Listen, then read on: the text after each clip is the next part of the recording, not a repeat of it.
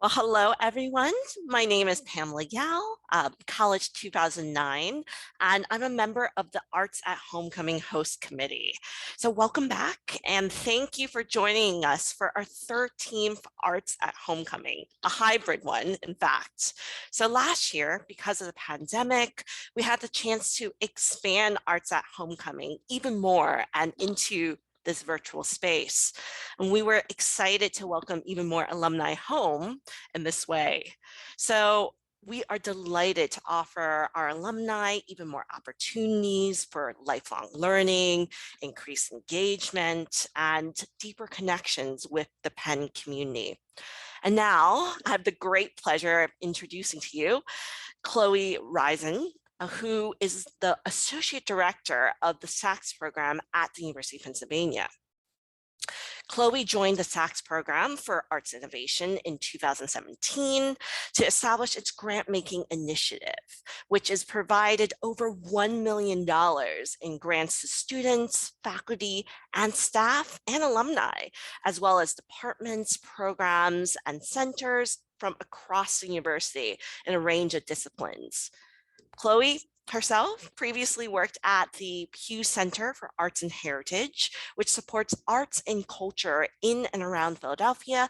And up until recently, she also sat on the board of Vox Populi, an artist collective in Philadelphia that works to support the challenging and experimental work of underrepresented artists. She is also a practicing artist herself and has a Master's of Fine Arts from the University of Pennsylvania and a Bachelor of Science from Skidmore College. She works across sculpture, photography, and video, and has exhibited in Pennsylvania, New York, Massachusetts, California, and Louisiana. So welcome, everyone, and welcome, Chloe.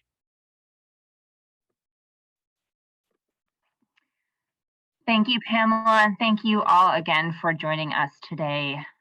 Today's talk will feature a conversation between artists and Weitzman School of Design alumni Martha Rich, MFA 11, and Seohyung Lee, MFA 21, in celebration of the exhibition Martha Rich, It Goes By Fast, and the opening of the new Arts Lounge located inside the Annenberg Center. Rich's exhibition will remain on view at the Annenberg Center through December 17th, and we encourage anyone interested to visit on their own schedule. For this event, please use the Q&A function for questions for the speakers, and in the chat, please introduce yourself with your name, degree, and year of graduation. This is a nice way for everyone to see who is here. One small note, please be sure you are sending your comment to all presenters and attendees so everyone can see it. Use the blue drop down to change who you're sending to. Now I'd like to introduce Martha and Kay. Martha Rich lives in Philadelphia, where she maintains a studio and serves as a committee person for her South Philly district. She teaches at the Fashion Institute of Technology in New York City. Rich graduated with honors from the Art Center College of Design in Pasadena and got her MFA in painting from the University of Pennsylvania in 2011. Her commercial clients include Blue Q, Fringe Studio, Mincing Mockingbird, Chronicle Books, Green Thumb Industries, Penn Gazette, Rolling Stone, Entertainment Weekly, Penguin UK, McSweeney's, Portland Mercury, Village Voice, Bon Appetit, San Francisco Chronicle, Henry Holt Publishers, and Country Music TV, to name just a few. Her work is featured in the Beck music video Girl, and a book about her Sketchbook Expressionism was published by Murphy Design. In 2019, Chronicle Books published her book, The Furious Notebook, Release Your Rage, Use Your Anger for Good, and Chill the Heck Out. Rich's artwork has been shown in galleries and throughout the US and internationally. Born and raised in Seoul, Korea, Seohyung Lee is an artist and educator based in Philadelphia. Lee recently received her MFA at the University of Pennsylvania in May of 2021. Lee explores her discomforts of her own body, gender identity, sexuality, religion, culture, and her surroundings. Lee makes paintings, drawings, sculptures, and VR installation of hell. Her works have been shown in Philadelphia, St. Louis, Paris, Los Angeles, Seoul, Gimpo, Sonyeom, and Gwangju. Welcome, Martha and Kay. Hello. I am going to talk about myself really quick, and then I guess we're going to have a conversation. So let me share my screen. Give me 1 second.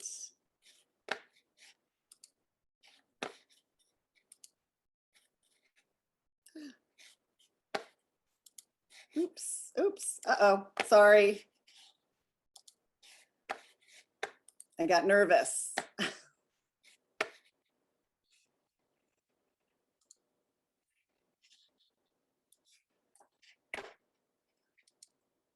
Okay, I'm sorry about that. This always happens. So I am a fine artist and an illustrator, and I live in Philadelphia. This whole presentation right here is going to be a little bit of random crap about my life. I'm going to do 58 years in 10 minutes. This is me as a kid. I grew up outside of Philadelphia in Devon. My parents were semi-hippies, but I've always been an artistic kid. And early on, I submitted work to a magazine in New York, and I got my work published early on in my life. This is, I also wrote and illustrated my own magazine, which was called Ye Old Continental Times, because I was a kid during the 70s and lived near Valley Forge Park. So there was a big 19 or 17 bicentennial stuff. So I've always been doing what I do now. I'm just showing you some of my embarrassing younger work. So I went to school, grew up, graduated, and I started working in corporate America. This is when I worked at Ford Motor Credit Company, where I repossessed cars. I'm skipping over huge chunks of my life, but that's what you have to do in 10 minutes. Basically, I worked in cubicles, wore pantyhose, did the typical what you're supposed to do, go to high school, graduate, get married. This is my, I got married in Atlanta, Georgia, and I moved with my husband to Los Angeles during the end of the OJ trial, and I lived right down the street from where the murders took place. So it was a very interesting experience to move across the country. And I ended up working at Universal Studios Hollywood in human resources. And this is my office. I looked over the Waterworld show every day, heard it every single day. And I was basically a corporate person. And while I was in Los Angeles, I ended up going through a divorce. And while I was doing that, to stay sane, I took classes at Art Center College of Design at night because I thought that I wanted to design magazines. They had a graphic design program, and I signed up for that, and I saw that there was an illustration program too, so I signed up for that class at the same time. And I ended up quitting graphic design and just focusing on illustration. And I had two teachers there who were really encouraging, and they told me to quit my job. I don't know if anybody gets this, but I quit my corporate America job and went back to school full time and got a degree in illustration from Art Center College of Design. This is just some of my work that you had to do when you were in school. And this is what I did when I graduated. This is my work that I graduated with. So it's a lot different than what I'm doing now. But I thought it'd be interesting to show a little bit of how your art can progress through the years. Then I graduated from Art Center. I got my degree and I started doing illustration. And work was kind of up and down, and I was doing very weird jobs, and I wasn't very good. This is an example of some of my illustration work for Flomax, and I got to paint a toilet for a calendar. So I also got to paint Loretta Lynn for Rolling Stone magazine. And I started doing a little bit more stylized drawing. This was for Nylon magazine. And this was my sellout moment where I actually did artwork for cigarettes, which I still feel a little bit shameful about this, but I did get paid really well and I didn't have a lot of money, so I took the job. Here's my Bon Appetit magazine spread where I got to paint dessert.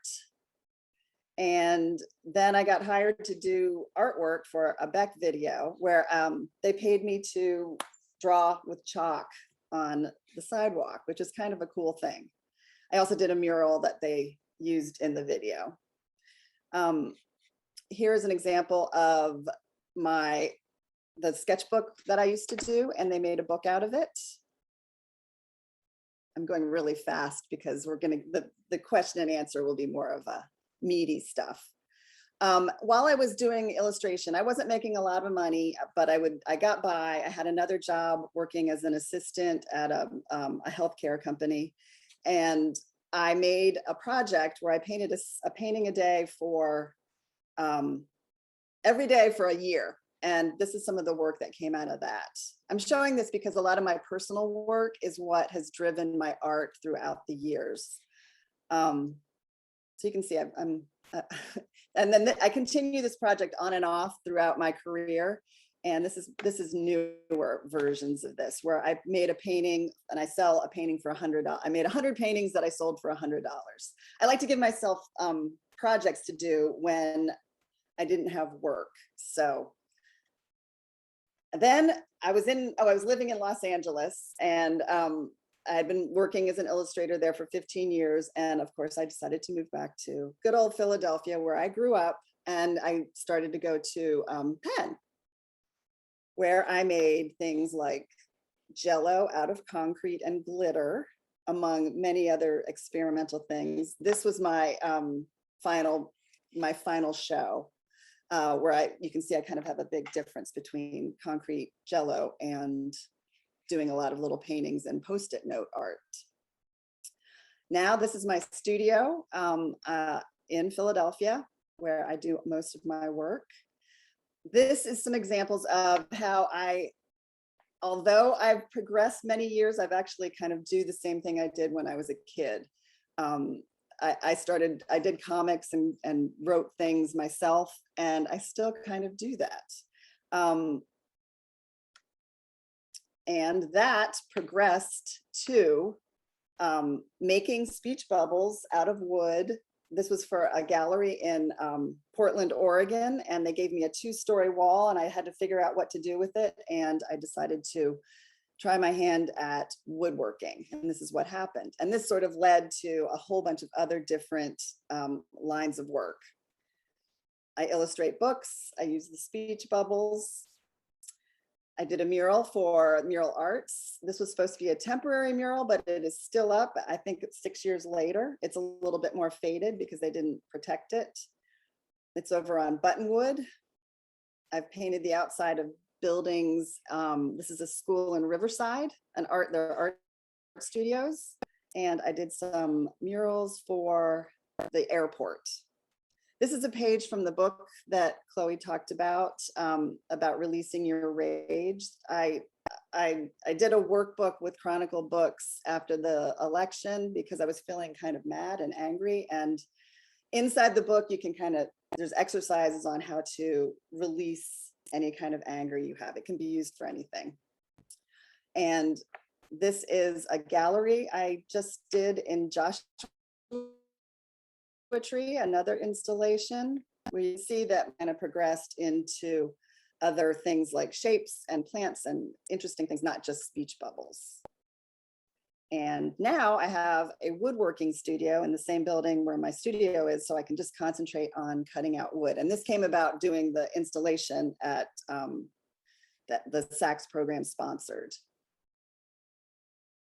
I'm going really, really fast for 58 years, but here's the final installation. And I'm showing you some other work that I've done. I still make a lot of speech bubbles. While I was at Penn, I rode the 40 bus to work or to school every day. And I would write down what I heard on the bus. And some of the stuff that I heard was really interesting because there's all kinds of people riding the bus in the morning. And I started I have several notebooks filled with different things that I've heard in Philadelphia. I've made some eyeballs. I just make things that I like to make. I also do a monthly or bi-monthly column with the Penn Gazette. And I take words from the different essays that are written by alumni and create a little piece of art to open up the spread. I'm showing you a bunch of different things of how my work has kind of gotten translated into other products. You can get there's little speech bubbles. You can put your rings in and that kind of thing. You can buy speech bubbles online. I also paint a lot of cakes, and I love showing the stuff that I did as a kid and how it is kind of still what I'm doing.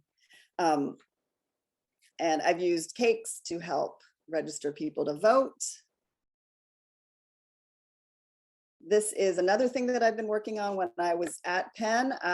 During January, when it's very dreary and drab in Philadelphia, I decided to just make colors and flowers to cheer myself up. And a company saw this online and decided to hire me to do bags. And this led to a whole line of products using my personal artwork, even brushes. These are just more examples of doing personal work to drive your career. I think I'm a little bit different than just some of the other people who've gone to Penn because I had a career in art and illustration before. So I did have commercial work already out there, but Penn kind of pushed me in different directions. I also, whenever I ride the train, I draw wherever I go, and I use this and I show it to people, and then people ask me to make murals based on the sketchbooks that I've done. This is a brew pub in Portland. And I also did this for Green Thumb Industries, which is a cannabis company in Chicago. I'm going really fast, but we can talk more about anything that you're interested in talking about. This is another project that I did where this is part of the 365 days of painting. And this is my cat, Sparkle Kitty. And I posted this and people really love this little kitty. And so I made some products with the cat, and these are still selling years later. And now I'm kind of coming into some more current work. I've been experimenting with cut paper and just making art that kind of comes out of me. I'm using just things that I hear and things that I feel. I exist, LOL. And I want to scream. But the reason why I'm showing this work that has my products with it is that I think one of the things we're going to be talking about is how to make your career go forward as an artist. You can see things that you don't necessarily think are going to go anywhere turn into something. This is really fast, and I know I probably went all over the place, but that's all I have to say right now. And I think it's better when we answer questions.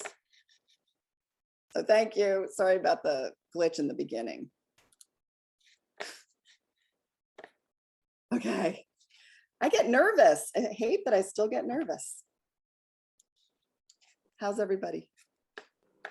Hello, thank you, Martha. I'm not exactly sure what is up with this green aura that is around me at this moment, but yeah, thank you for the lovely presentation. And I just cannot stop thinking about how much of like a coincidence it requires for like me to like unknowingly enjoy your work. As an undergrad, I wore your socks for 4 years, and I actually bought this without knowing this was yours 2 days ago. Cool. So I think I'm just drawn to your work, and yeah, I just think about like how amazing it is that I ended up in the same MFA program like that you attended 10 years later.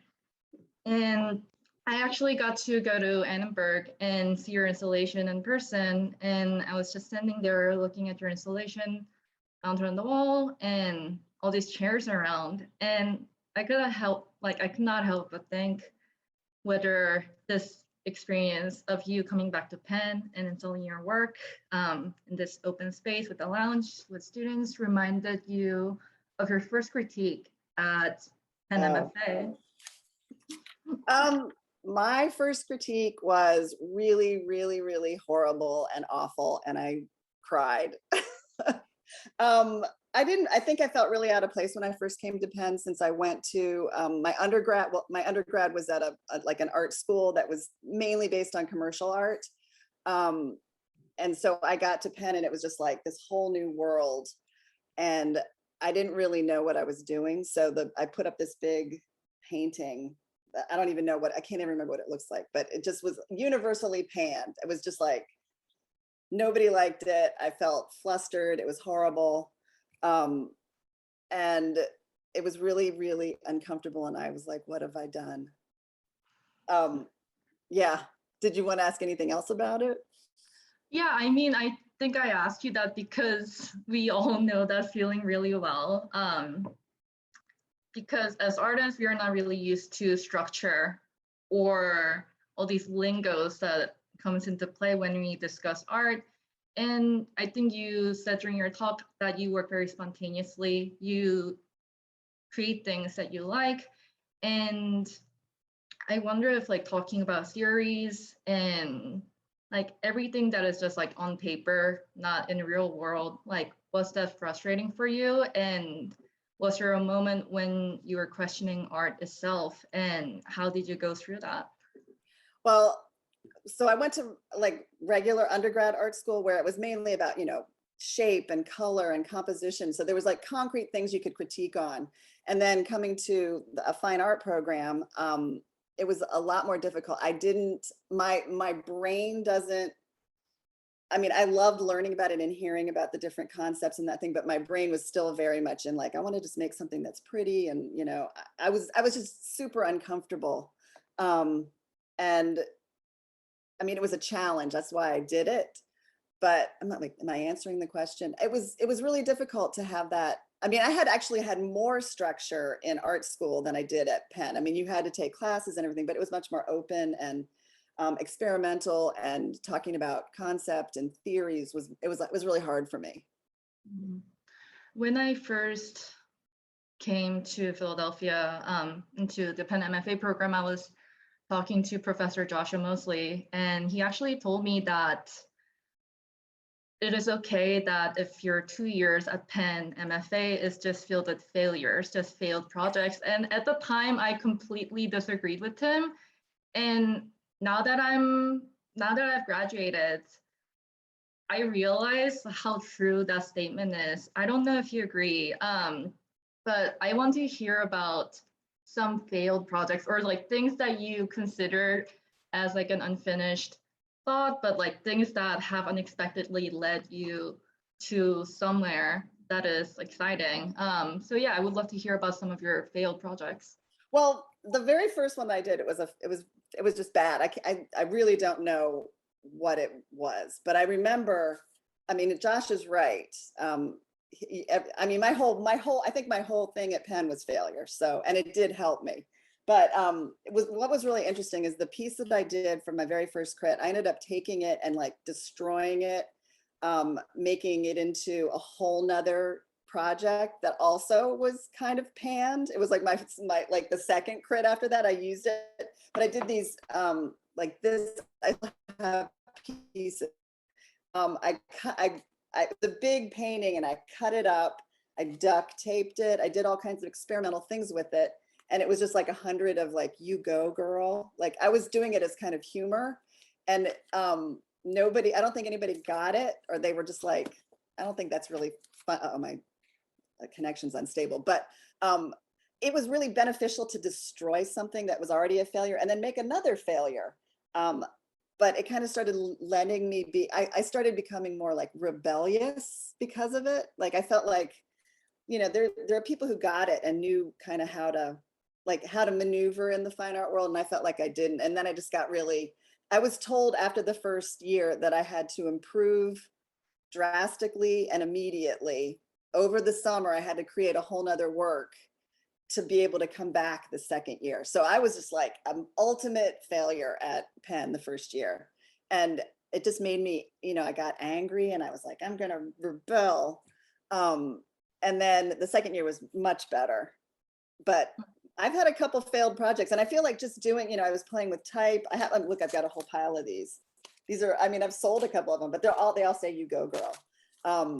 Anyway, it was like a learning experience to kind of, lose your standing and then kind of come back and feel a little bit more confident later on. I mean, process-wise, I think that makes perfect sense to me, to take something, shatter it, and start again from tiny little pieces, because that is, I think, how you gather resources you require to produce your work. You said that you would ride in the bus every day and just like collect, like steal from what other people are saying, and those things kind of came into play. And then you start to gather things in your life, objects that you have relationships with, and that start to like all come together to like form like a bigger picture. And I wonder if those objects and those phrases, words that you use, or that like the words or things that you find out in the street in the world has changed a lot in the past year or so. Have you noticed that? Yeah, I think it has. You know, early on, I was listening to conversations on the bus, which is, you know, it's easy to hear people, and just living on the street because people are out and about and you can hear people talk loud in the city. Excuse me. Now it's more quiet, like the words are, I don't get as many, and it's more from like personal relationships versus, you know, just strangers on the street or riding the bus, since we've been, you know, kind of isolated for so long. I used to also get a lot of words from like spam email, because it used to be a lot different. Like they would send these weird poetry that wasn't real poetry. It was just like I don't know what it was. It was something with, I don't know, but so now mainly the words come from my friends and people that I'm having conversations with directly instead of eavesdropping. I think that's the biggest change, for sure. Yeah, like was there a huge change in the color, like tone of like language people are speaking, like a topic? I mean, I'm sure the pandemic. I don't know. Because I have a very specific, not everything becomes something that I'm going to write down, and I can't explain how I know, but it hasn't changed much, but it's just, the main thing is that it's coming from people that I know. And the things that aren't really being affected by the outside world, things like lobster, like things that you have personal relationship with, those objects. I've been noticing some like repetition. For example, your cat Sparkle. Well, yeah, that's yeah. Yeah, and yeah, like I just noticed like certain like signs and symbols repeating themselves, and I was just curious about whether you like use these like in a very strategic way, or is there like a good reason behind like placement of those things, or is it still very spontaneous for you? It's still, I'm not strategic at all. That's probably the biggest thing about me. It's like gut feeling. But I have noticed, like, usually I'll look back and see what I've made. I'm like, oh, that's why you were doing, like right now I'm doing a lot of like planets and stars and comets and shooting things, which I think that maybe relates to the pandemic and just being like, this world is so, we're just like on a we're floating on a planet, and it's like hanging, and what is it hanging? I just started, you know, you get overwhelmed and you're like, ah. So I think it's thinking about bigger things that, you know, that a pandemic can spread around the world. It's just, it's overwhelming. And I understand why so many people have kind of gone off on the deep end, but I think things like planets and, you know, things, I like clovers, you know, things that are symbols of luck, or maybe more positive, you know, bigger picture things are happening now. So I guess it is being affected by the what's happening. And I think your work also affects the world, like in a way. And I've mentioned like how your work is so powerful because it really seeps into our lives in many forms. You have dominated the art museum gift stores all around the world. And I said, like, I own so many of the socks that you've designed and many stickers. And yeah, I'm just so curious about how you've been working on all these various projects in different format, different scale, and you've also worked with mural arts. And I'm just curious about how the mode and the scale of your project impact the way you think about these objects and things that you're fighting for. I don't know if scale really does affect it. I think I have, you know, I have feelings and I have ideas and I have things that I just want to make just because I need to get it out. And whether it's big or small, it doesn't change that. And all the stuff that is turned into products was all kind of by fate. You know, just putting out work that I was into myself. because I think I deal with stress and anxiety with humor, and it just sort of connected with a certain group of people. And I think it's more about just making the work and then putting it out there and seeing what happens. And scale could be gigantic. I'd love to do gigantic or really teeny tiny, or that's like a secondary thing. It's more about just getting out my weirdness. Or maybe it's not weird. Maybe it's weird to some people, but not to others. I mean, I think the world is fully enjoying your weirdness and embodying it in the best of ways. But that actually brings me to my next question is, like, I think we all have, like, as artists and artists who are in master's level, we have that pressure of like having to like make in the art world, like make it in the art world as artists. And I don't think I know what that means, if I'm honest. And I don't know if like there's like a real true definition of like what it means to be successful as an artist, like financially, socially. Do you think that matters? And what are your thoughts on that? Well, I think the art world, so I went to art school in late 90s, early 2000s, to a school where it was illustration. They also had advertising. They had fine art there, and it was very separate. It was like you were either an illustrator or a fine artist, and it was like, don't even think about doing one or the other. It'll ruin you. And I think coming from that, because I was like kind of doing a little bit of both, I think that's when it was the lines were starting to be blurred. So I think as time has progressed, they've gotten even more and more blurred. So I think the art world, you define the art world, because there's so many different ways to make money. And if that's what you're worried about, some people maybe aren't worried about that, but I think most people are. There's different ways to do it, and you define it on what you make, who connects with it, what your goal is. Do you want to write books and make an art book, or that's what I think is kind of great about right now. It's like horrible but great, is that you don't have to go through the same gatekeepers that you used to. You don't have to go to a blue chip gallery anymore. Like there are other galleries that have a different feel and they sell art in a different way, which I'm glad that I came through art school later on in life, because I went back to school at 37. And if I had gone in the 80s when I went to my first college, it would have been a different thing, because it was very like there were paths that you had to take to succeed. And now I think you can make your own path, and that it's okay. But it's definitely hard, because there's a lot of other people trying to make the path happen for them too. But you get to define it, which is awesome. Well, do you have any like advice for artists who are looking to put their work out there commercially, and also try to like insert their work into people's lives like you did in small places? Like, because like I agree, I think the world is now allowing art to exist not just in galleries and museums, but like near our ankles and on our desk. And I think there are like so many like small steps that comes in between like making work and like spreading that to like the whole world. So do you think you have any like tip or advice on how to do that?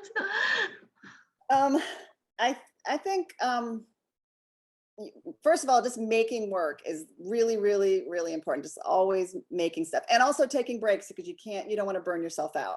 But sharing it, not being afraid to share your work, because you never, like most of the things that I got, like the Blue Q, they saw my work on Instagram, and I know Instagram was a lot different when it first started than it is now, but whatever the platforms are, there's so many different platforms where people look for art to, either to show in a gallery or to use on a billboard or something.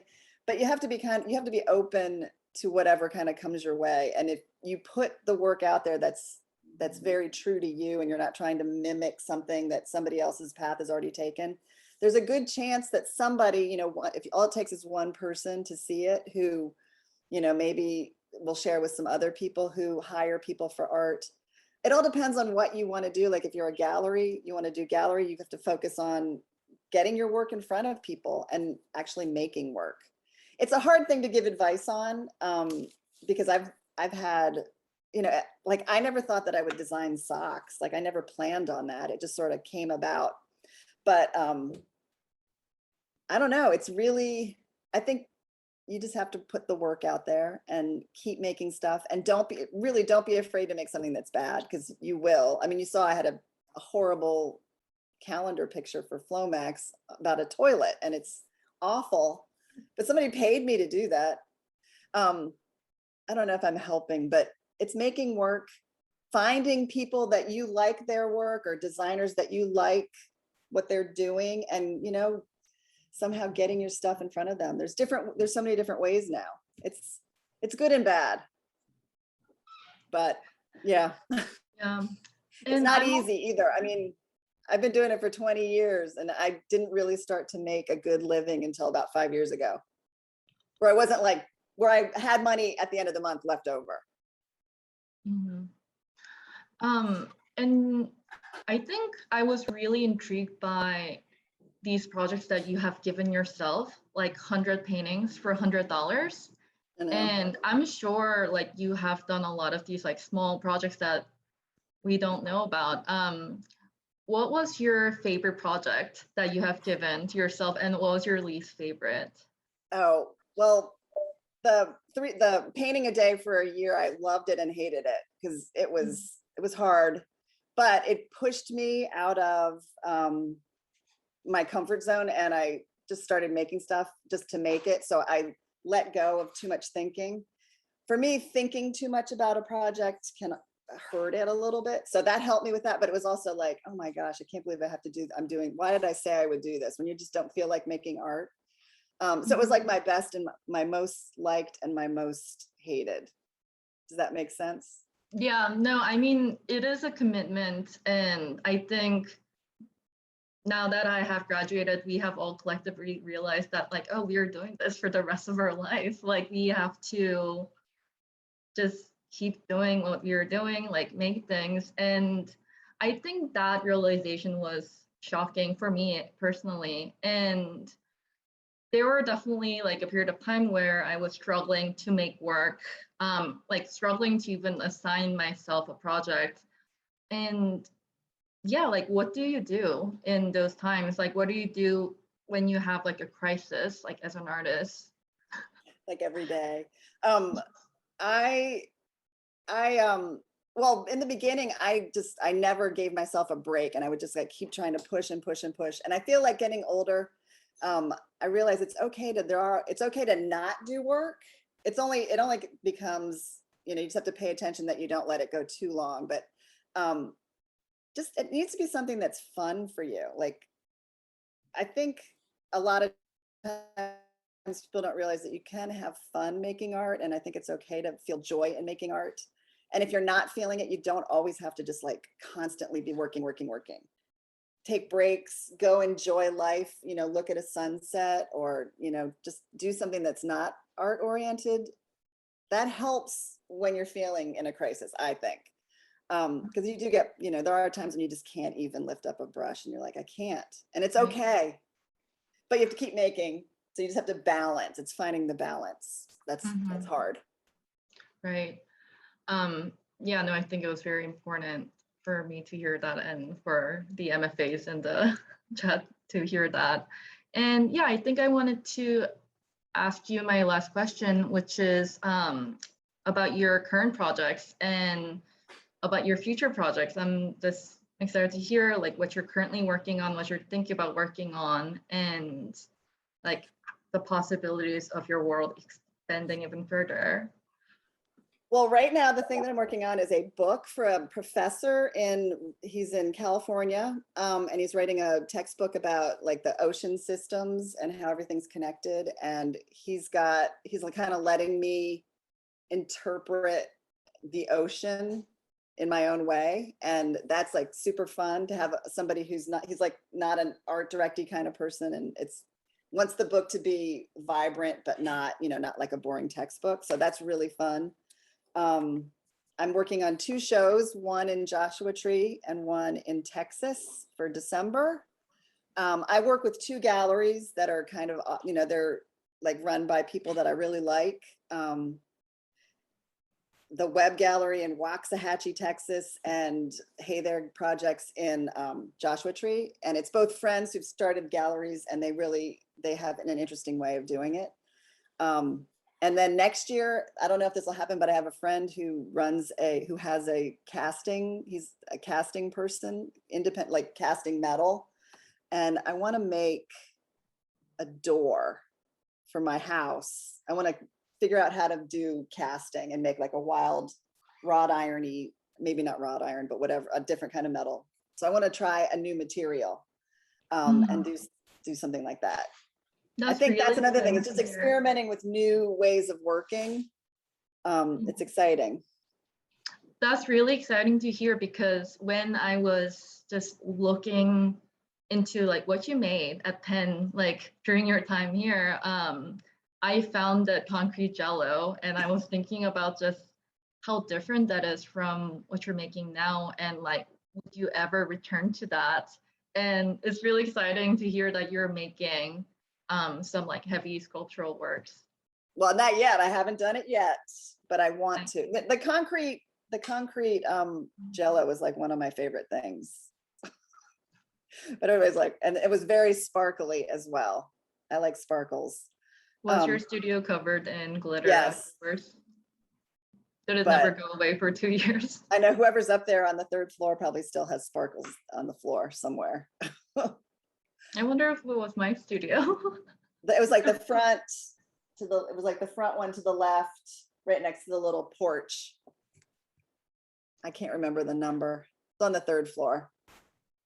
Oh, yeah, I think that was the one that was across from mine, actually. The one that I always looked at. Yeah, that's amazing. So now I think I will start like reading some questions that are being asked in the Q&A. So if you have any like questions for Martha, please put those questions in there and I'll read them. So yeah, we have a question from Q&A. Would you be able to share with us if there were any works of other artists or any other sources that inspired you when you first started pursuing your passion? That's always a hard question because it's different on every day. Right now I'm looking at Corita Kent. She did stuff in the 60s, a lot of silk screening and words. And what else have I been looking at? That's the one thing I didn't, because I always forget. Well, there's a painter, her name is Georgianne Dean, who I've loved for a very long time. She's out in the desert and paints these really surreal, they're really beautiful paintings. I know I answered this question. I mean, for a while I was totally inspired by 1960s catalog. I didn't say anything about it, but when I was little, I was a model for J.C. Penney catalog once, and then I started crying and they fired me. But I just, things in thrift stores, I'm inspired by pretty much anything. I'm trying to look and see this. Yeah, and we have another question. Is there a medium that you have not experienced much that you would like to? Yeah, that's definitely casting metal. I did it like really a long time ago, just like for a materials class in Art Center, but I think I want to learn a little bit more about that and see what happens. But I want to make like practical objects or, maybe public, I don't know. I may be terrible at it, but yeah, I just want to try to cast something, like make a cool door. Yeah, do we have any other questions from the people? If not, I actually might have another question for you, Martha. And it kind of came to me as you were asking the second question. Yeah, I think like what's really interesting is like how drastic that transition from like doing works on paper to like cutting wood. And I think as a painter, I also have that fear of like big saws, like cutting my fingers, like somewhat. And did that make a huge difference for you? Like what? Switching to Like like something that's more dangerous? Not dangerous, but like something that was similar in form, but like completely different in its mode of delivery. Like that's something you may have thought was like not too necessary, but I think that like transition from 2D to sculpture was like really big, and that was like a big moment in your practice. Yeah, I don't know if I feel like I do sculpture, but I feel like it was the reason why I started cutting wood was that project. And I know my introduction was very weird and out of like not in order, but the having to fill a 2-story wall is what forced me to go to the wood, because I was like, I can't make a 2-story painting, like it was a huge wall. And then I just thought, I like making these are really great shapes. And then I was like, I could cut them out of wood. And then that's when it clicked. And then I found somebody who lent me a bandsaw, and I realized it wasn't as scary as it's kind of fun and satisfying to cut wood. And then I really enjoyed sanding and painting, and then sanding again and doing all that it was a nice break from just doing 2-dimensional flat paperwork. So that's kind of how it happened. It was like out of necessity, somebody gives you a project, then you got to solve the problem. So that was kind of fun. We have another question, which is like, is there anything you would tell your future self now? And I would love to follow that with my question, which is, what would you have said to yourself 10 years ago, right after like coming out of an MFA program? What would you have told? Yeah, so I think you can just talk about what would you tell your future self. And I would have said, after I graduated from Penn, which I felt lost afterwards because I had just shaken everything up, and I would have said, it's going to be okay. Just keep making stuff, and you don't have to have all the answers. And I think that's something that everybody should. You never are always going to have the answers. And if you're not going to do something because you don't have the answers, that's not good. You should just trust the process. But I mean, I would have said that because there were a couple times after school, like after I graduated, I didn't know what I was going to do. And I was like going to quit. And I'm glad I didn't, because I have friends here who told me not to. But I would have said, it's going to be okay. Just keep making things, and you'll never have the answers. And I think that was like a freeing thing. I think that helps. That also comes with age. You realize that you can try, but you're never going to have because something else is going to come at you to confuse you. That's what I would say to myself 10 years ago. That is very relieving and terrifying at the same time. I know it is. It's really scary, but it can be done. And there's nothing wrong with having to work another job while you're doing it. There's no shame in that. I did it like the whole time. And then sometimes it works out and you get to make a living as an artist. And then I think if you're making art, no matter what, you're successful. It's when you quit, it kind of makes you sad. But if you want to quit and you just can't do it anymore, that's also not. I mean, it's okay. Everything's going to be okay. I hope. I needed to hear that. I think we all needed to hear that. Do we have any other questions from the audience? Ooh, choosing an art school. I see one about choosing an art school. Oh, wait, why don't I see? It's hard to see. There's so many things in there. I don't know. Choosing an art school, it depends on what you want to do. And I think some art schools are really, expensive. And like I went to Art Center a long time ago and I ended up getting a scholarship, but it's like really expensive now. And I don't know if I'd recommend going to a really, really expensive school and getting into debt. There's so many ways to learn about art online too. I guess I shouldn't be saying don't go to school, but I don't know. I could talk a long time about different art schools. But I'm glad I went to Penn. I'm very glad that I went to Penn, and it changed me because the visiting artists were great and I learned some stuff. I met some really good people, but it was definitely and my head was messed up after I left, just because I was learning a whole new way of being. But I'm rambling. But do you think it was important for that process of just disintegrating everything to happen in Philadelphia specifically? No, I came back to Philadelphia because I wanted to be near my family. I applied to art schools all in Pennsylvania for MFA. So it was a specific choice to be in Pennsylvania. Okay.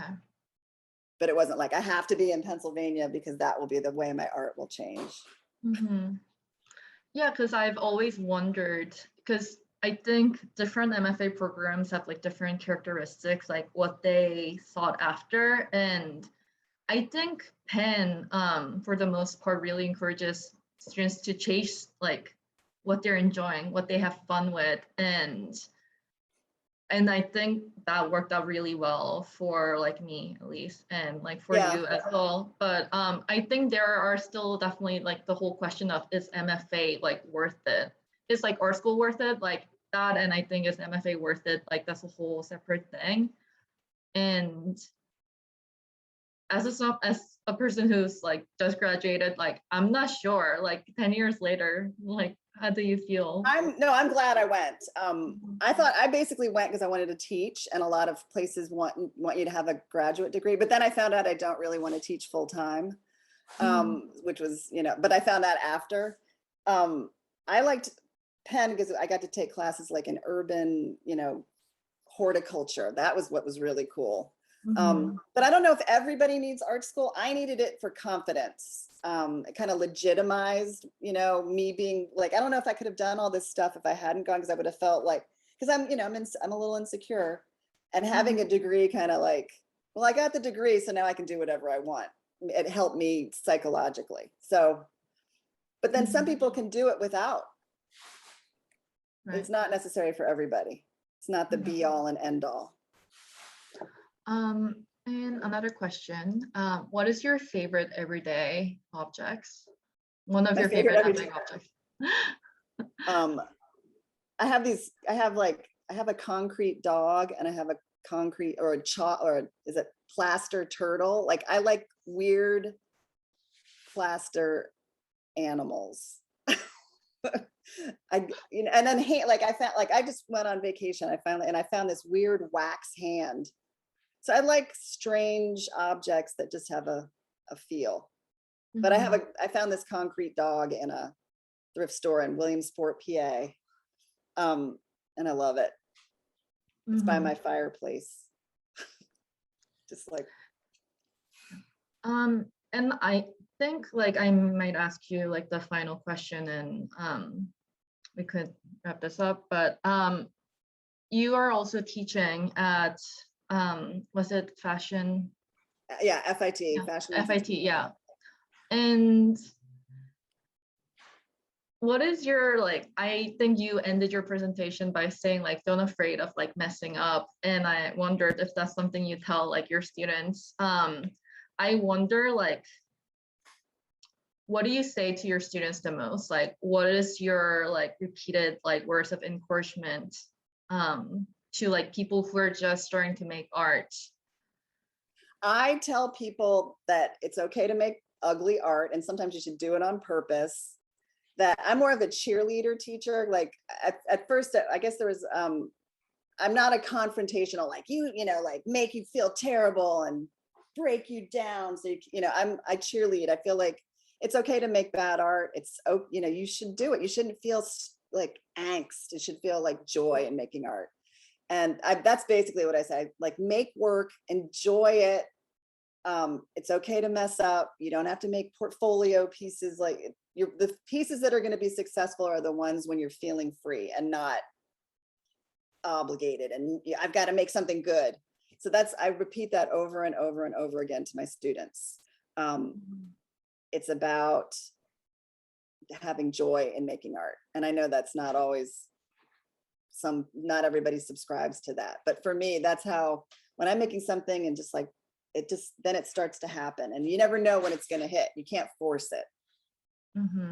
Yeah, no, I think you saying like it's not just important that we feel joy when we're making art, but like we also have to feel free. I think that was really important. And yeah, no, thank you, Martha, for answering my set of very confusion and frustration filled questions at like a recent MFA graduate. And yeah, no, thank you so much again for showing us like your beautiful work and giving us the privilege to spend time with your work in Annenberg. I think I'll actually like go back there and like reminisce about the time I was in-person MFA critiques, which feels like such a long time ago for me too, actually. It feels like a really long time ago, but I remember that feeling of like. This is a yes or no question you can answer very quickly. Do you miss critiques? No. Okay. Not at all. It was good though. I do. They were really helpful. They were helpful. Mm-hmm. But I do not. I want to go back and watch a few and see someone else go through it. Oh no, yeah, it's always really fun when it's not your critique. Yes.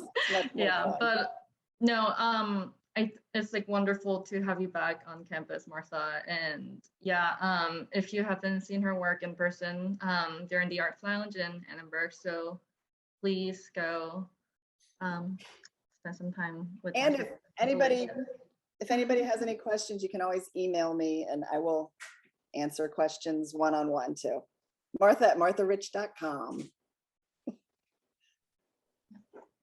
That sounded like a plug.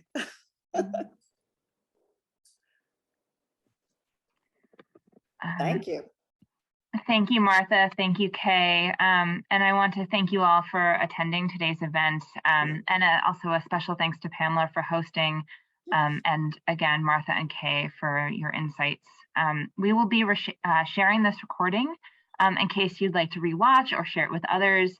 And I also want to encourage you to check out alumni.upenn.edu/homecoming for other Penn 2021 homecoming events and previously recorded events that you can still watch and share with fellow alumni and friends. On November 18th, the Weitzman School will celebrate the annual Weitzman School Awards. This event will be in person and available for viewing virtually. We will link to more information in the chat. And on January 19th, the Sachs Program for Arts Innovation will open its second exhibition in the Arts Lounge, Mark Stockton 100 People, and will also unveil a new commissioned mural for the space. More information will be shared later this fall via the Sachs Program newsletter, which I highly encourage you to sign up for at sacsarts.org. Thank you all for attending today's talk, and we will see you soon.